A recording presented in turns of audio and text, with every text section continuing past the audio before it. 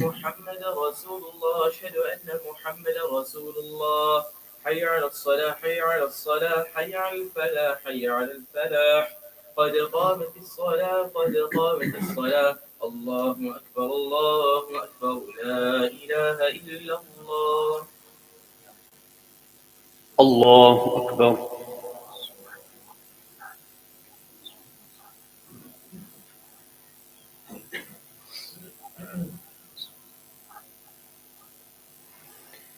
الحمد لله رب العالمين الرحمن الرحيم مالك يوم الدين إياك نعبد وإياك نستعين اهدنا الصراط المستقيم صراط الذين أنعمت عليهم غير المغضوب عليهم ولا الضالين.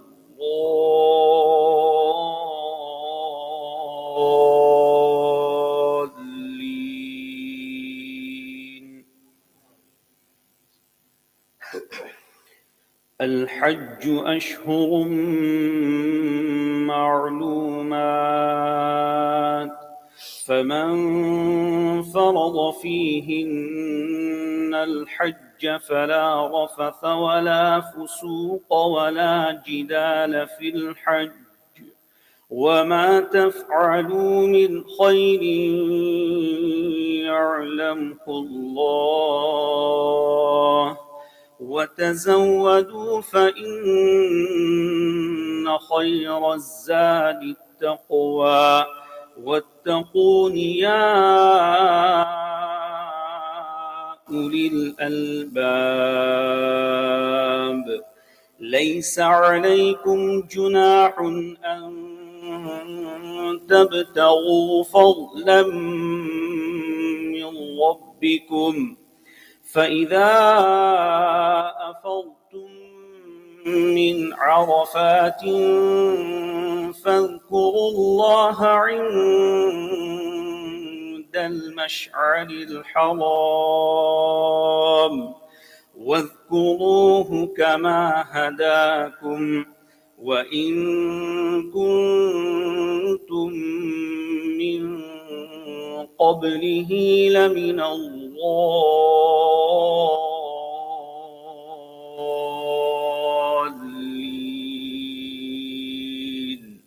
ثم أفيضوا من حيث أفاض الناس واستغفروا الله إن الله غفور رحيم. فإذا قضيتم مناسككم فاذكروا الله كذكركم آباءكم أو أشد ذكرا فمن الناس من يقول ربنا آتنا في الدنيا وما له في الآخرة من خلاق ومنهم من يقول ربنا آتنا في الدنيا حسنة وفي الآخرة حسنة وقنا عذاب النار. أولئك لهم نصيب مما كسبوا والله سريع الحساب. واذكروا الله في أيام معدودات فمن تعجل في يومين فلا إثم عليه ومن تأخر فلا إثم عليه لمن اتقى واتقوا الله واعلموا أنكم إليه تحشرون. الله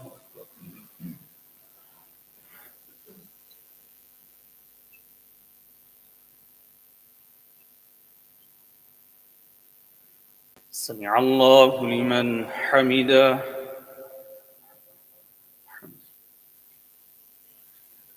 الله أكبر.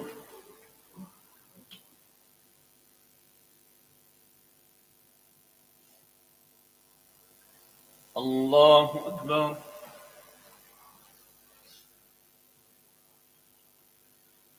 الله أكبر.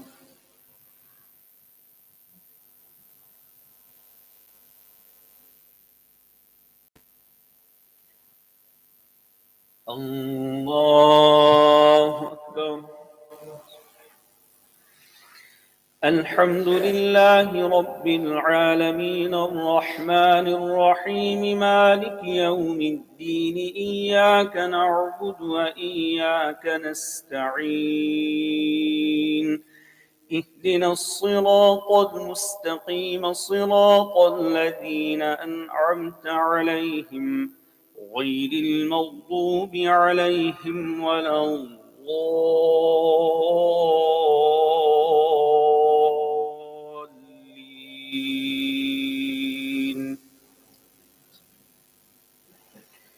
أقم الصلاة لدلوك الشمس إلى غسق الليل وقرآن الفجر إن قرآن الفجر كان مشهودا ومن الليل فتهجد به نافلة لك عسى أن يبعثك ربك مقاما محمودا وقل رب أدخلني مدخل صدق وأخرجني مخرج صدق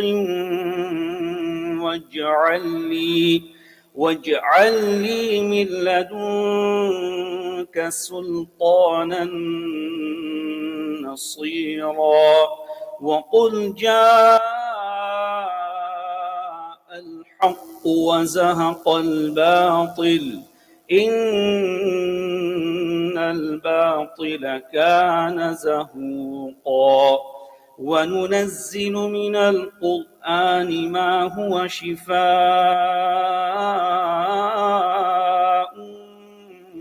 ورحمة للمؤمنين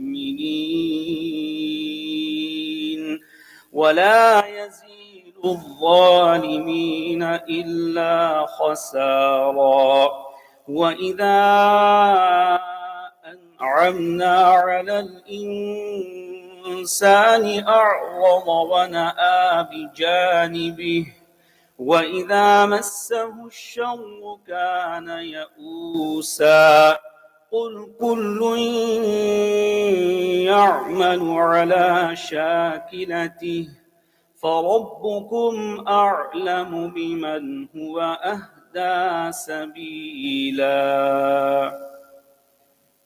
الله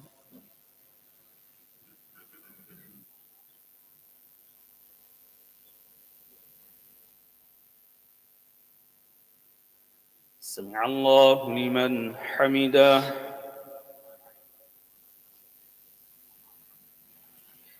الله أكبر.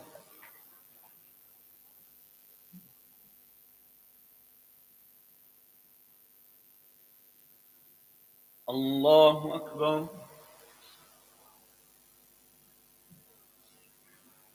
الله أكبر.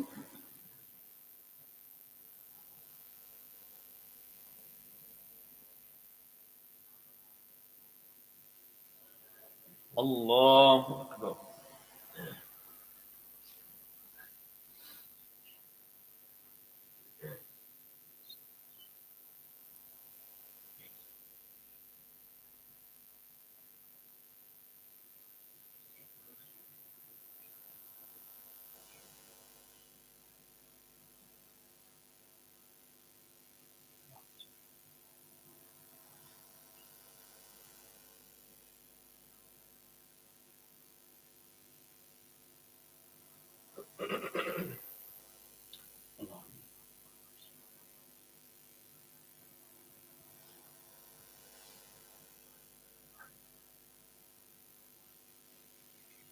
السلام عليكم ورحمة الله.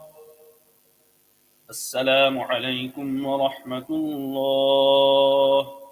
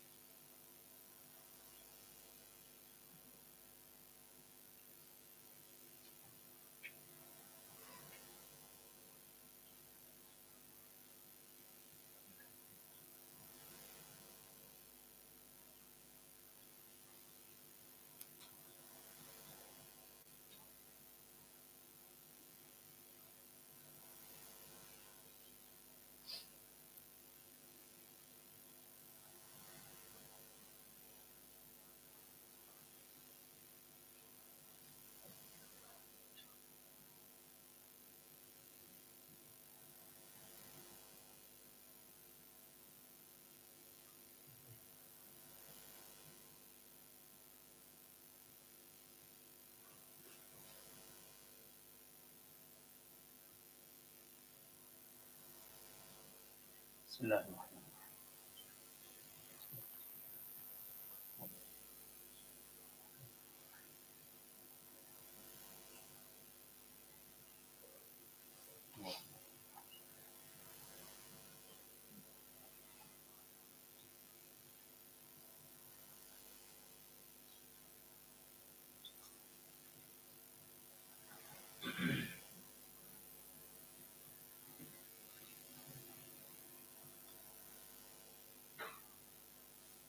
اللهم آمين. صل وسلم وبارك على سيدنا محمد.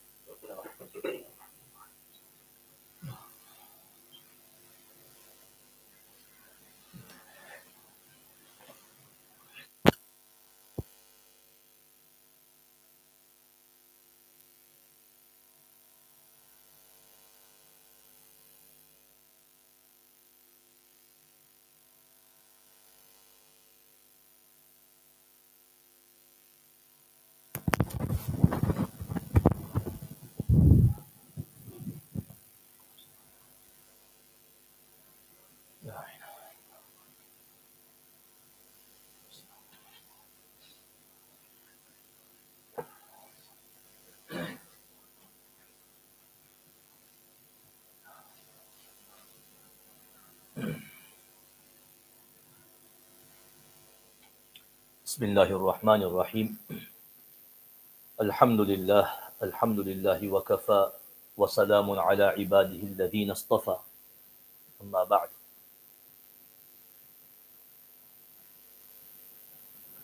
For the last 3-4 days, we've been looking at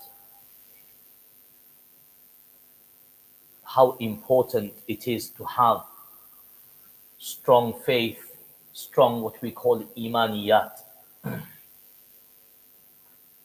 And this all stemmed from our original topic from the beginning of Ramadan, where we have been looking at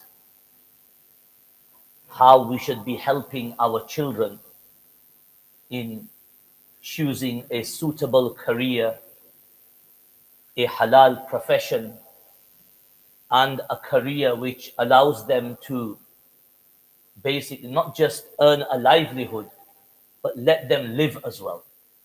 Meaning a sensible career, a career that allows you to give time to many other things. For example, your deen, the month of Ramadan, ibadat, etc. And as an offshoot to this, we looked at some of the qualities, essential qualities, sifat, which we should be instilling in our children. And one of them was haya. And we had an extensive discourse on this over several days. And another is imaniyat, having strong, firm belief in Allah subhanahu wa ta'ala. And we looked at several examples, including the example of Hiraql, who despite being a non-Muslim, a Christian, but nevertheless a man of faith of that time, he understood he understood what Iman meant.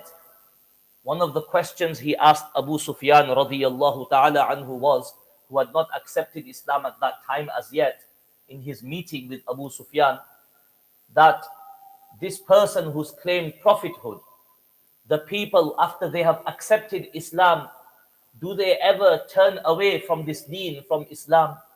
So Abu Sufyan, he replied, no.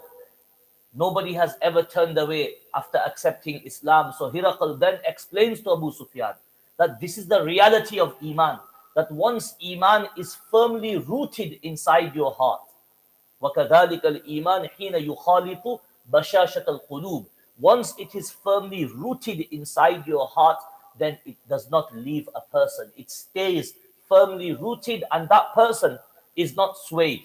That person is not tempted by anything, not influenced by anything.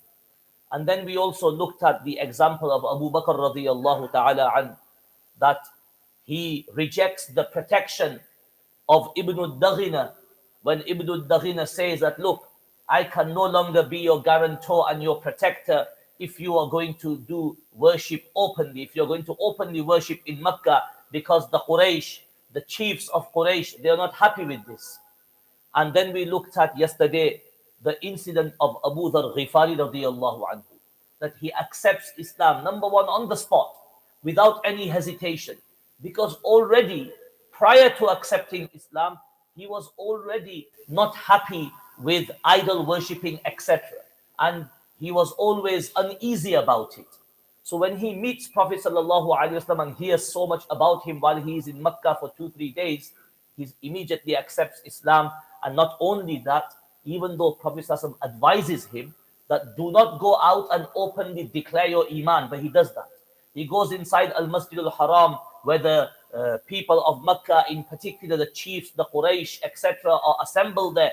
Loudly he proclaims, Ashhadu an la ilaha illallah. So this was again strong imaniyat, that nothing was going to sway him, nothing was going to influence him. And just on the name of the just on this Sahabi Abu Dharr radiyallahu ta'ala, who I thought I'll mention a few things today. Number one, I mentioned yesterday, he was the 4th or 5th male to accept Islam. So very early Muslim. And not only that, he narrates a total of 281 ahadith. Now you're going to think 281 doesn't sound like a large number, but it is.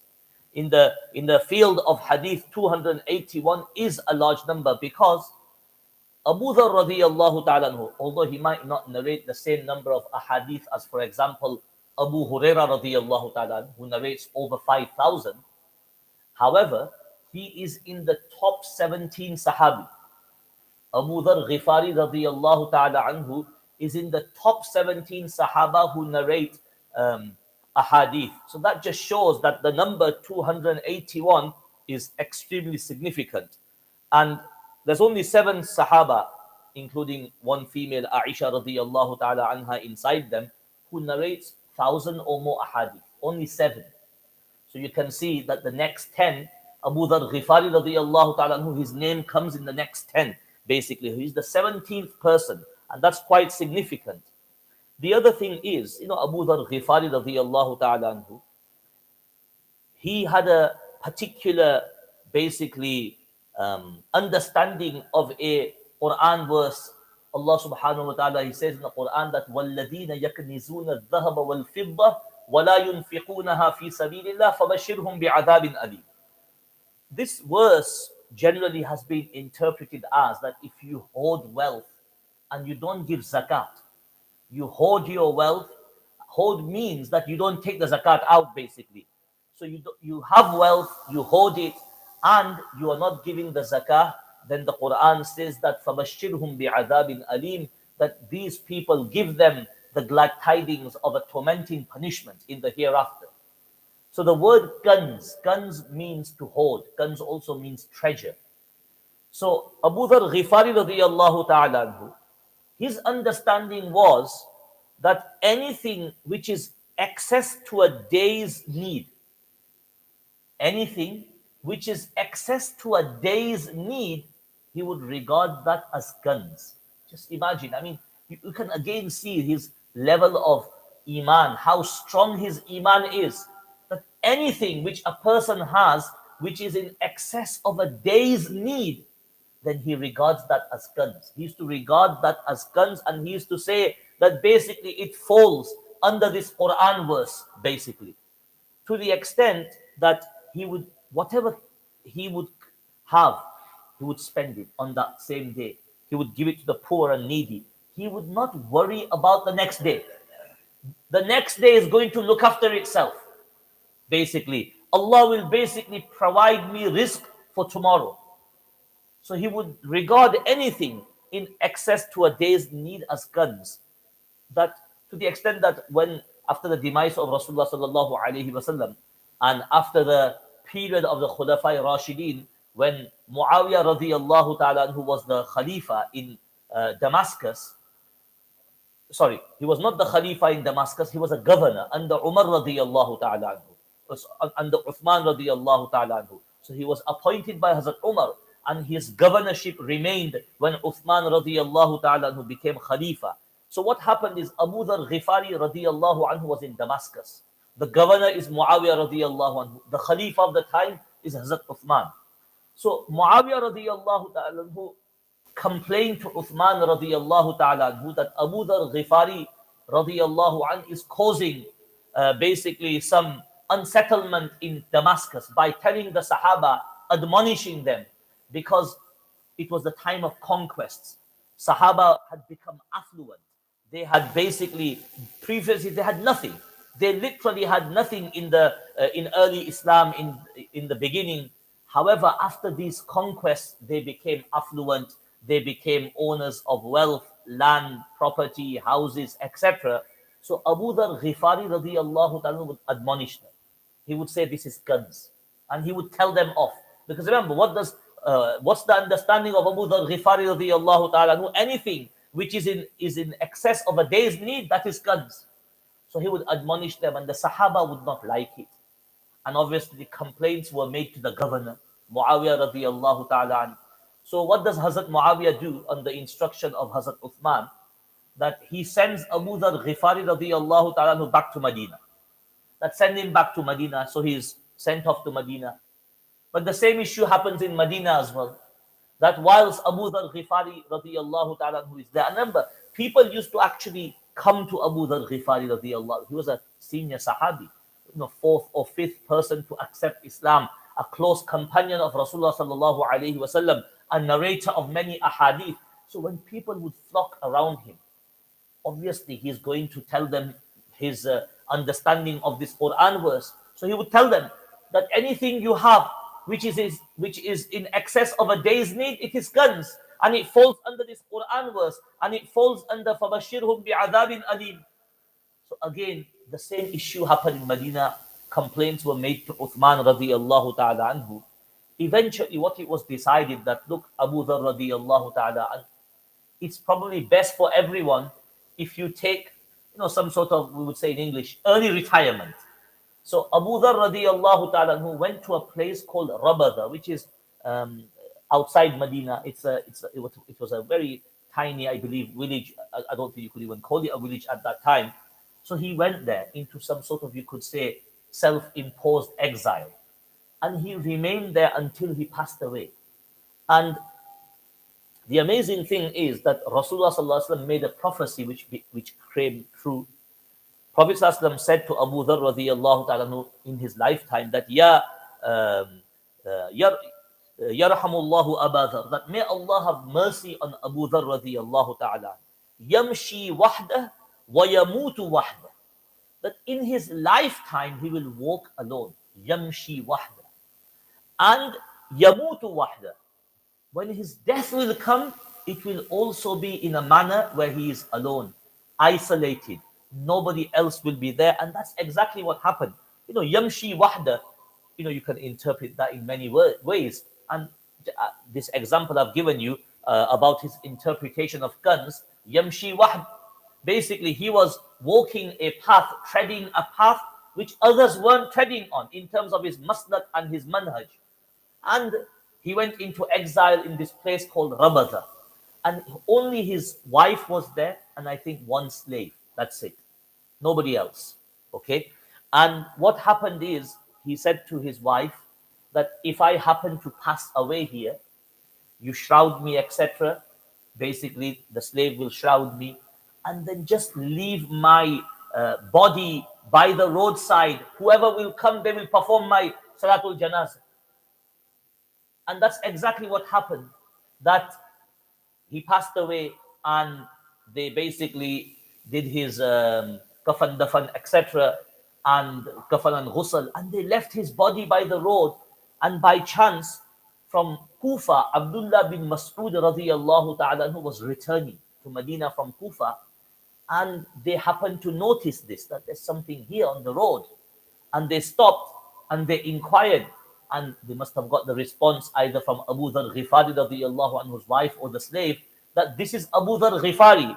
So when Abdullah bin Mas'ud radiyallahu ta'ala anhu, saw this, heard this, and saw that this is none other than our companion, our friend, our basically Sahabi Abu Dhar, tears came into his eyes, and he remembered this saying of Rasulullah sallallahu alaihi wasallam, that Yarhamullahu Abu Dhar yamshi wahdah wa yamutu wahdah. That in his lifetime he will walk alone.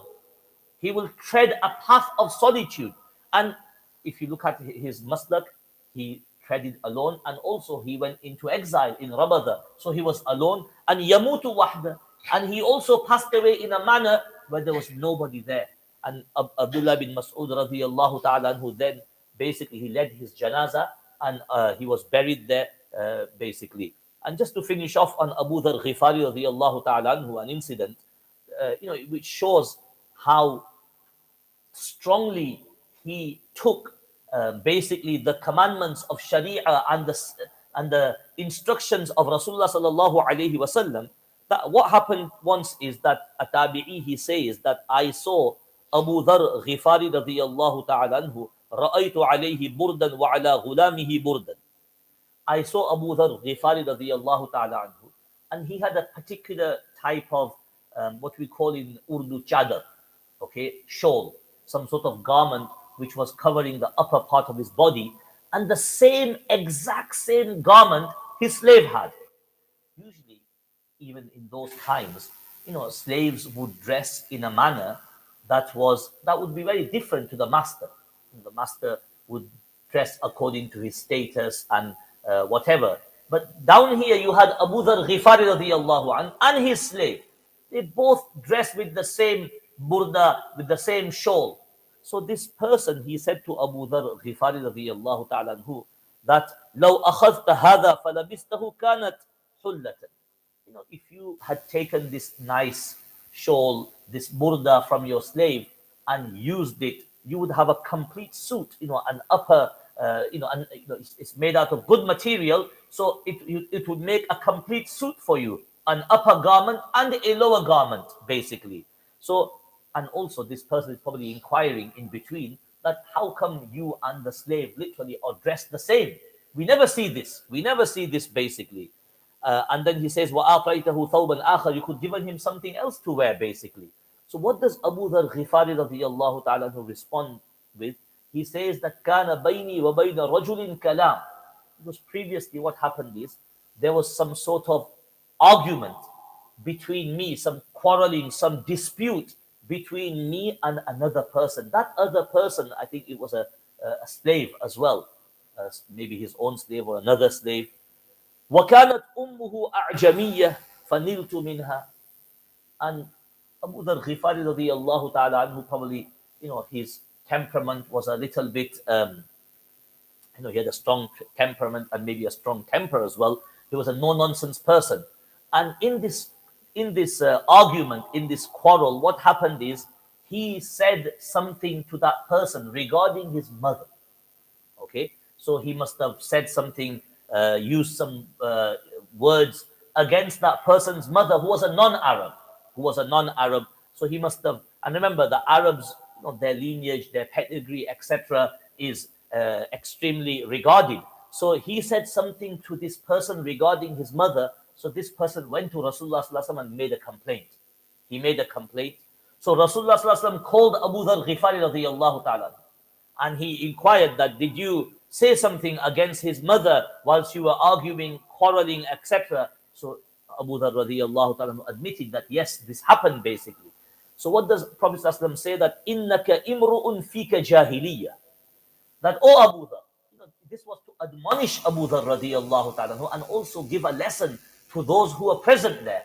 He says to Abu Dharr Ghifari radiallahu ta'ala that you are a person that within you are still the traits of jahiliyyah, of ignorance, of the time of ignorance, the period known as jahiliyyah.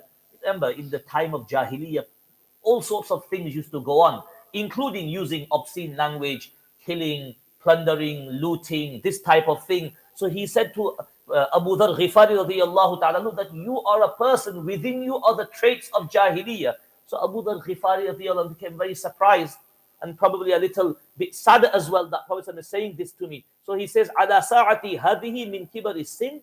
Even now in this old age of mine, I have the traits of jahiliyyah. So Prophet said yes. And then he explained that, look, you were having a quarrel with this slave. Hum ikhwanukum. These are your brothers. These in reality are your brothers indeed. Hum ikhwanukum. Even though you might be the master, he might be the slave. At the end of the day, hum ikhwanukum. And then Prophet explained, Ja'alahumullahu tahta aydikum. The only difference is that Allah has given you control over them. You are the master, you are the owner, they are the slave.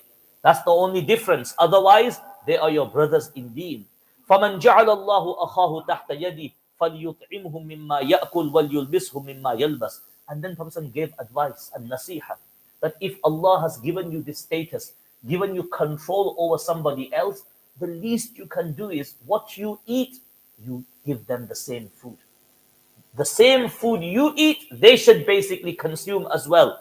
And what you wear, they should wear. Meaning give them something decent to wear, basically. So Abu Dharr Ghifari radiallahu ta'ala took this literally. He took this literally and he said, right, from now on, whatever I eat, basically they will eat. Whatever I wear, exactly the same item I'm going to give my slave as well. And then Prophet ﷺ also said that وَلَا يُكَلِّفُهُ مِنَ الْعَمَلِ مَا يَغْلِبُ. Don't basically overburden those who are under your control, i.e. slaves, with tasks and jobs which are beyond their capacity. If they can only do a certain amount of labor, hard work, you only give them that much, nothing beyond that.